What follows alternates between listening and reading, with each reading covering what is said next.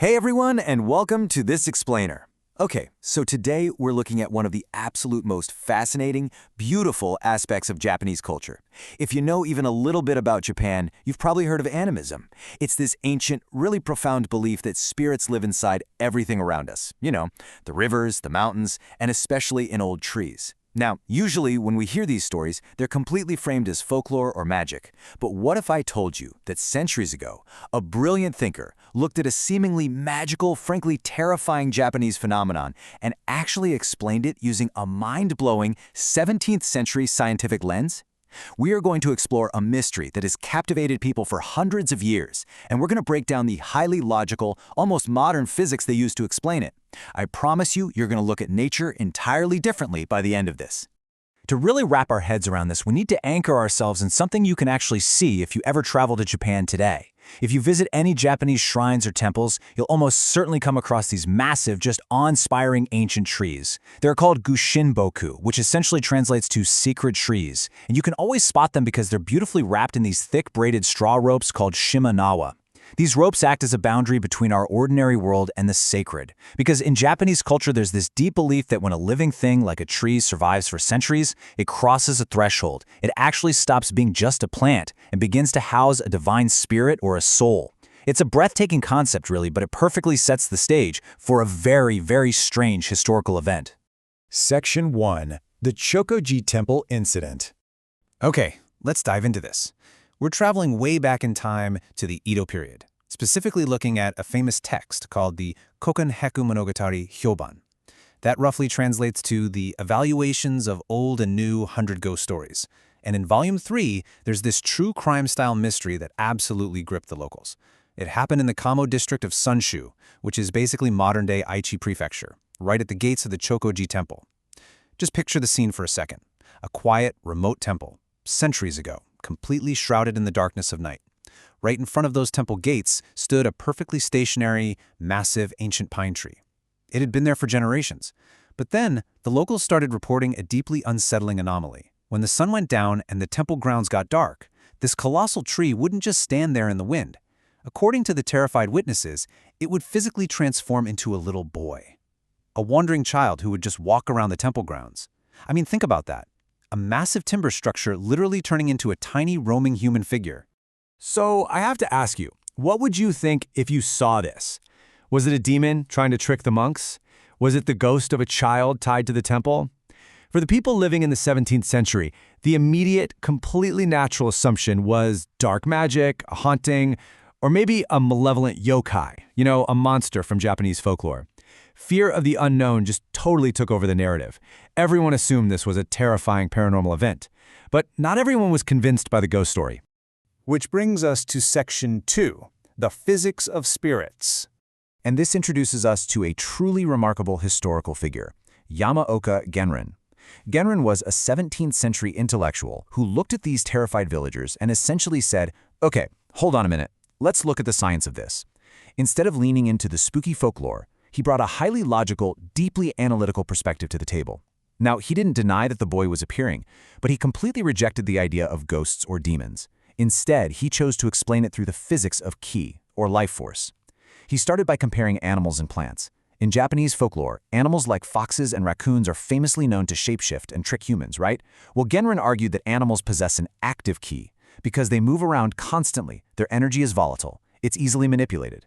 Plants, on the other hand, possess a quiet ki. They're stationary. But Genrin made this really profound observation. Whether you're a darting fox or a perfectly still tree, both draw their life force from the exact same source, the heaven and the earth. Genrin pointed out that this wasn't just any random plant at the Chokoji Temple. It was an ancient pine tree, and pine trees are evergreens. Let's look at why that matters. Evergreens are incredibly special in this framework because they retain their green leaves even through the freezing, brutal depths of winter. Genrin argued that to survive winter without dying back, these trees must contain a massive, highly concentrated amount of yang. And yang is the positive, active, life-giving energy in traditional Eastern philosophy. So an evergreen doesn't just survive, it constantly radiates intense life force all year round. So the crucial point here is summarized perfectly in Genrin's own conclusion. He looked at the whole phenomenon of the boy wandering the temple and just stated matter-of-factly, it's just overflowing energy. Boom. With that single sentence, Genrin completely shifted the narrative momentum. This was no longer a spooky ghost story designed to scare children. It was a lesson in 17th century thermodynamics. It was all about the physical capacity of natural objects to hold energy. Let's look at Section 3, Nature's Biological Battery.